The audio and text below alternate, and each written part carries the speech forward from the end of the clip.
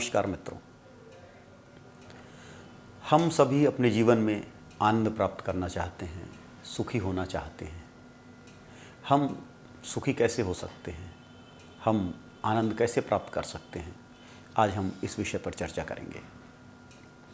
जब हम सुखी होते हैं तो क्या होता है, जब हम दुखी होते हैं तो क्या होता है, सुखी कौन होता है और दुखी कौन होता है। यह शरीर वैसा ही रहता है जैसा पहले है। सुख हम महसूस करते हैं, अंतरात्मा महसूस करती है, और दुख को भी हम ही महसूस करते हैं।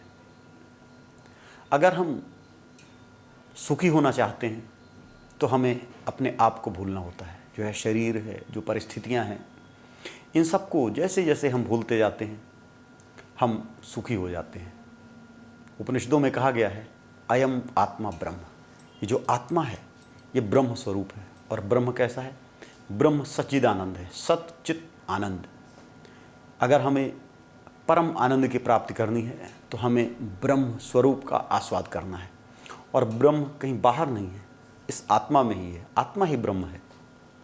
एक खिलाड़ी जब खेल रहा होता है, खेल को आस्वाद कर रहा होता है, तो वह बाकी सारी दुनिया भूल जाता है, केवल अपने खेल पे देख रहा होता है, खेल पे कंसंट्रेट कर रहा होता है। और यह भी भूल जाता है वो कि मैं खेल रहा हूँ, यह भी भूल जाता है कि मैं क्या कर रहा हूँ। बस वो खो गया है। और जब वो खो जाता है, सारी दुनिया से खो जाता है, तो वो अपने आप से मिल जाता है। और जो अपने आप से मिलने का क्षण होता है वही अत्यंत खुशी का क्षण होता है। एक व्यक्ति फुटबॉल खेल रहा है, लाखों हजारों लोगों के दर्शक स्टेडियम में हैं, लाखों लोग उसे टीवी पे देख रहे हैं, और वो खेल में इतना मस्त हो गया कि उस खेल के साथ ही झूमने लगा, घूमने लगा। वो अपने आप को भूल गया, अपने शरीर को भूल गया, दर्द दुख को भूल गया। खेले जा रहा है, उस खेल को एंजॉय कर रहा है। तो जो खेल निखर कर आता है वो खेल अद्भुत होता है, और उस वही क्षण, वही जीवन वो खुशी के रूप में जीता है। इसी तरह जब भी जिस भी अवस्था को व्यक्ति एंजॉय करता है वह सारे संसार से अलग हो जाता है। जब एक स्मैक लेता है और जिसे वो आनंद कहता है, वह आनंद ऐसी अवस्था होती है जो सब कुछ भूल चुका होता है, आंखें उसकी बंद हैं, कुछ भी सुध बुध नहीं है, और आनंद से विभोर हो रखा है। वो ऐसी अवस्था है जब वह अपने आप को भूल गया। वह स्मैक का आनंद है, वह खेल का आनंद है। यह उस आनंद की क्षणिक अनुभूतियाँ हैं। कोई भी आनंद, सच्चा आनंद वही है जो दुख से रहित हो। जिस आनंद के बाद दुख हो वह आनंद वांछनीय नहीं है, इच्छित नहीं है। आप अगर शराब पियोगे तो हैंगओवर आपको होगा, नशा पियोगे शरीर टूटेगा, खेलोगे इनसे अच्छा आनंद मिलेगा आपको, लेकिन वह भी क्षणिक है। क्योंकि जो आनंद आपको थोड़ी अवस्था के लिए है, वो थोड़ी अवस्था के लिए आपका अपने आप से मिलन हो रहा है, और कहीं मिलन का धोखा हो रहा है। अगर आप नशा ले रहे हो तो वो मिलन का जो छलावा है, उस छलावे का भी आनंद है, और आप उसी को परमानंद मानकर उस छलावे में ही ज़िंदगी जी देते हो।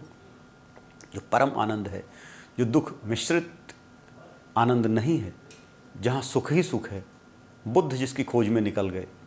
बुद्ध ने अपने राजपाट को त्याग दिया। जब बुद्ध राजपाट का त्याग करके निकले तो 2 आश्रमों में रुके, उसके बाद आगे जा रहे थे। तो राजा प्रसेनजित, पड़ोसी राज्य के राजा थे, प्रसेनजित ने बुद्ध से मिलने की इच्छा प्रकट की। वो बुद्ध से मिलने आए और उन्होंने कहा कि सिद्धार्थ, अगर तुम्हें कोई ज़रूरत हो, तुम्हें सेनापति से नाराज़गी हो या किसी राज्य में किसी और से संकट हो, तो मेरी सेना ले लो, मेरा सपोर्ट ले लो, मैं तुम्हारे साथ लोग भेज देता हूँ, और जाओ और जीतो और आनंद प्राप्त करो। बुद्ध ने कहा कि न तो कोई इस तरह का संकट है मेरे ऊपर, और अगर संकट है भी तो ये सेना आनंद नहीं दे सकती। अगर संकट आनंद का है और संकट मेरे अंदर है और सेना आपकी बाहर है, तो बाहर की सेना मेरे अंदर के दुख को कैसे दूर कर सकती है? मेरे अंदर की हड़बड़ाहट को, मेरे अंदर की बेचैनी को आपकी बाहर की सेना कैसे दूर कर सकती है? सेना तो शत्रुओं का नाश कर सकती है, और शत्रु तो है ही नहीं, शत्रु तो अंदर है। प्रसेनजित उस समय उस बात को नहीं समझा कि क्या पागलों की जैसी बात कर रहा है यह सिद्धार्थ, और वह चला गया। जब घोर तपस्या के बाद बुद्ध को बुद्धत्व की प्राप्ति हुई, जब सिद्धार्थ बुद्ध बन गए, वही प्रसेनजित दोबारा मिलने आया। और तब उसने बुद्ध की बातों को समझा कि आत्मानुभूति क्या है, ज्ञान क्या है, आनंद किसे कहते हैं। और एक ऐसा आनंद जिसके लिए सारे राज्य को त्यागा जा सकता है, जिसके लिए सारे भौतिक सुखों को त्यागा जा सकता है, वह आनंद है। और वह आनंद प्राप्त करने की एक विधा है, एक प्रक्रिया है। भगवान कृष्ण उसके बारे में कह रहे हैं भगवद गीता में, यस्तो आत्मरति एव स्यादात्म तृप्तश्च मानवः आत्मन्येव च संतुष्टः तस्य कार्यम न विद्यते। यस्तो आत्मरतिरेव एव, जो आत्मा में ही आनंद को प्राप्त कर रहा है, रति को प्राप्त कर रहा है, भोग कर रहा है, अपने आप का भोग कर रहा है। जो सुखों की उत्पत्ति होती है वो भोग से होती है। हम इस संसार को भोगते हैं, हम अच्छे खाद्य पदार्थों को भोगते हैं, अच्छी वस्तुओं का उपभोग करते हैं, सुंदर इत्रों का, सुंदर पेय पदार्थों का, स्त्रियों का, सबका उपभोग करते हैं और उस उपभोग से हमें आनंद की प्राप्ति होती है। योगी किस चीज़ का उपभोग करते हैं? तो भगवान कृष्ण कह रहे हैं आत्मरति, अपना ही उपभोग है, इसमें कोई दूसरा नहीं है और यही आनंद है। जैसे बुद्ध उपमा देते हैं कि जिस तरह एक दीपक होता है, वो सारे संसार को प्रकाशित करता ही है और खुद को भी प्रकाशित करता है, उसी तरह आपकी यह आत्मा है। जो आत्मा बाकी चीज़ों का उपभोग तो करती है, तो उससे थोड़ा प्रकाश मिलता है, थोड़ा आनंद मिलता है। लेकिन जब आत्मा अंतर्मुखी हो जाए, जब इंद्रिय अंतर्मुखी हो जाएं और आत्मा अपना ही उपभोग करने लगे, आत्मरति हो जाए, तो अनंत आनंद की उत्पत्ति होती है। अगर कोई व्यक्ति ऐसा है जो इस अवस्था पर पहुंच गया है कि उसकी इंद्रियों को आनंद के लिए बाहर किसी चीज़ के उपभोग की ज़रूरत नहीं है। आँखें सुंदर चीज़ों का उपभोग करती हैं, हम सुंदर पहाड़ देखते हैं, सुंदर नदियाँ देखते हैं, समुद्र देखते हैं, हम खुश होते हैं। हम बहुत दूर दूर ट्रैवल करने जाते हैं, उसका उद्देश्य क्या होता है कि हम सुंदर सीनरी देखें, उसके किनारे बैठें, अच्छी सुंदर हवा का आस्वाद लें, हमें अच्छा लगे। हम इंद्रियों के द्वारा प्रकृति का उपभोग करते हैं, हम इंद्रियों के द्वारा वस्तुओं का उपभोग करते हैं। लेकिन जब ये इंद्रियां अंतर्मुखी हो जाएं, बाहर की किसी वस्तु की ज़रूरत न रहे आत्मा को खुश होने के लिए, वह आत्मरति की अवस्था होती है। वो अवस्था ऐसी होती है, सपोज करिए कि आज मुझे खुश होने के लिए, खुश कौन हो रहा है? मैं, अंतरात्मा खुश हो रही है।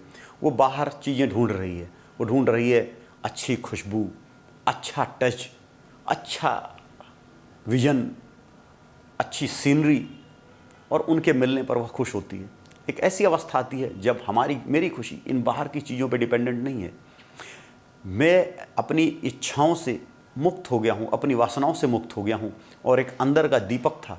मैं अभी तक बाहर के प्रकाश पर निर्भर था अपने अंदर देखने के लिए, लेकिन जब बाहर के प्रकाश की मुझे ज़रूरत नहीं रही, मेरे अंदर का ही दीपक जल गया, तो उस दीपक ने जो खुशी की लौ जलाई, उस लौ को ही भगवान कृष्ण कह रहे हैं आत्मरति। यह आत्मरति की अवस्था अगर व्यक्ति की आ गई तो तस्य कार्य न विद्यते, उसका जीवन में कोई काम नहीं, उसके लिए कोई ड्यूटी नहीं है, उसका कोई काम नहीं है।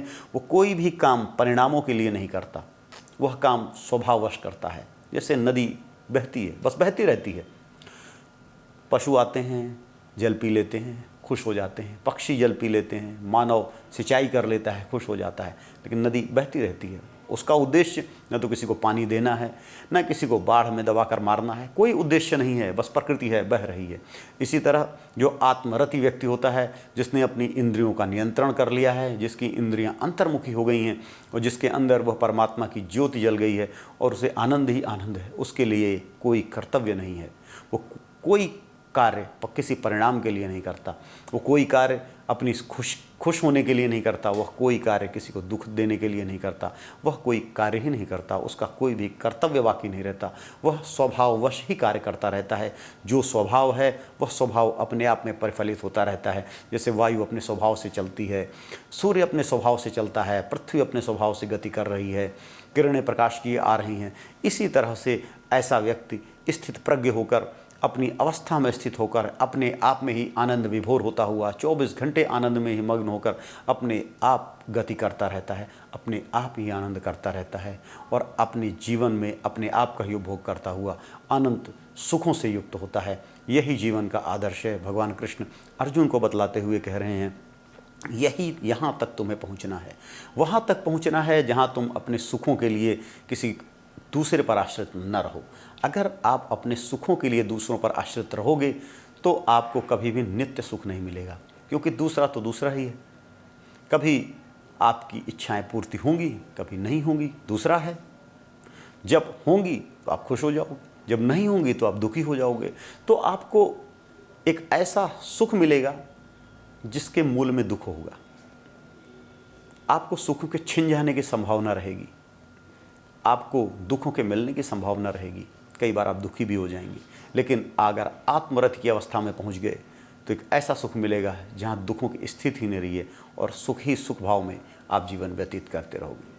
हरि ओम तत्सत।